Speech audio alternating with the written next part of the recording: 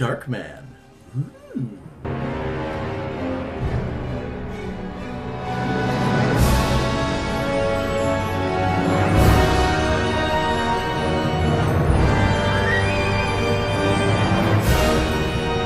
I'm Captain Cinema, and by now you know that I have a fondness for character actors. You might not know exactly who they are, but you know them when you see them. Sometimes they break out and create a character that becomes instantly recognizable. Other times, they become many. But when you look back at their career, you see exactly how great they were. The passing of veteran character actor Larry Drake a few weeks ago is a shame. The Emmy winner for LA Law proved time and time again that he was a dependable actor, from Crazed Doctor, he should have kept his hands to himself, to Crime Boss. Sir, Warwick Harrell. The sash. The sash. It indicates lordhood.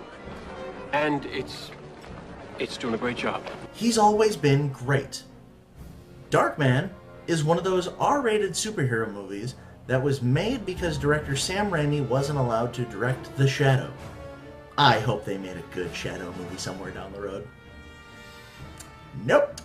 Anyways, the movie opens with the meeting of gangsters trying to intimidate Durant, played by the late Larry Drake, who shows the audience right away that he and his gang are a force to be reckoned with. He doesn't need an army. He's got Ted Raimi on his side. And Neil from Wayne's World. We're then introduced to Dr. Peyton Westlake, played by Liam Neeson, and his lab assistant working on creating a synthetic skin, but it only lasts 99 minutes until it falls apart. Peyton's girlfriend, Julie, played by Frances McDormand, is a real estate lawyer who uncovers a file detailing payouts. Great, a real estate plot. When she tells her boss, he admits to it and explains his plan to bring life back into the city. But he's got to break some laws. Take it away, Rodney. Oh, you left out a bunch of stuff. Oh, really? Like what, for instance? Well, first of all, you're going to have to grease the local politicians for the sudden zoning problems that always come up. Then there's the kickbacks to the carpenters. And if you plan on using any cement in this building, I'm sure the Teamsters would like to have a little chat with you, and that'll cost you. Oh, and don't forget a little something for the building inspectors. Then there's a long-term cost, such as waste disposal. I don't know if you're familiar with who runs that business, but I assure you it's not the Boy Scouts. That'll be quite enough, Mr. Mellon. Maybe bribes and kickbacks and mafia payoffs are how you do business. But they are not part of the legitimate business world. Turns out the document is at Peyton's lab. Durant and his gang go to the lab just as Peyton breaks the 99-minute mark on the skin, revealing that it can only stick around in darkness. The lab is ransacked, the assistant is killed, and Peyton is beaten and left for dead. The lab explodes, and Julie thinks Peyton is no more. Cameos by Jenny Agutter and John Landis explain what they did to him. Next, we have a 35-year-old male, no ID, no medical history. He was found on the riverbank just south of the city. There's a sizable population of homeless and indigents there. We get at least 3 no-names like him every week. Nobody does anything about the homeless until they become train wrecks like Mr. John Doe here. He's got burns covering over 40% of his body. The hands and face are the most severe. 10 years ago, pain from the burns would have been intolerable. This man would have spent the rest of his life screaming. Now, we use the rank of Eret's technique.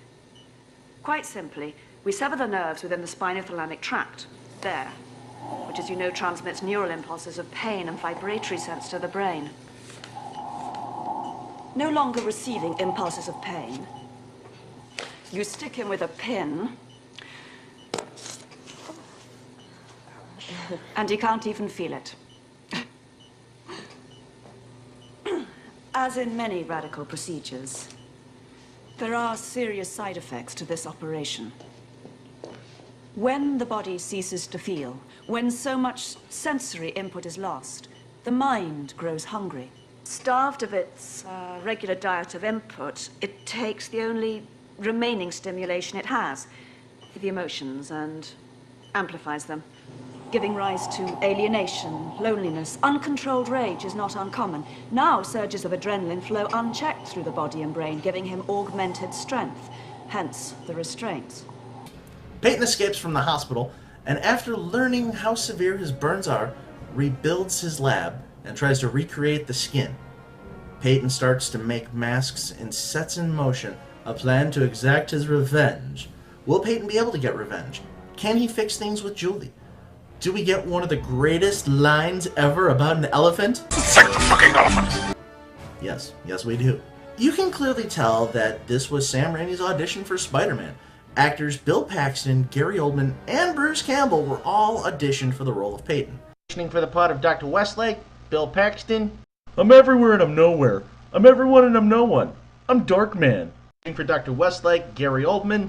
I'm everywhere and I'm nowhere. I'm everyone and I'm no one. I'm Darkman. Bruce Campbell for whatever the hell part we want to put him in. I'm everywhere and I'm nowhere. I'm everyone and I'm no one. I'm Darkman, baby. Call me when you need me for a role. I'm gonna go be in Maniac Cop 2. See you guys later. Julia Roberts, Demi Moore, and Bridget Fonda were even considered for the part of Julie. And Richard Dreyfuss and James Caan were considered for the parts of Julie's boss. How different would the movie have been if we had any combination of that cast? Wouldn't be the same movie though. But to be fair, Bruce Campbell is in the movie, and Bridget Fonda will work again with Raimi in A Simple Plan. Casting Neeson as Peyton works out well. Watching him lose his humanity as he's trying to save Julie, he was cast perfectly. Durant was also cast perfectly. Like an old school gangster, he's the epitome of quiet cool, and it's like watching a tiger pacing. You know something's gonna go down, and when it does, it's gonna be interesting. The Danny Elfman score makes this feel like a legitimate superhero movie. It's filmed like an Evil Dead movie, and in spite of all the problems behind the scenes, it's an obscure superhero movie that deserves a second watch. That's just my opinion.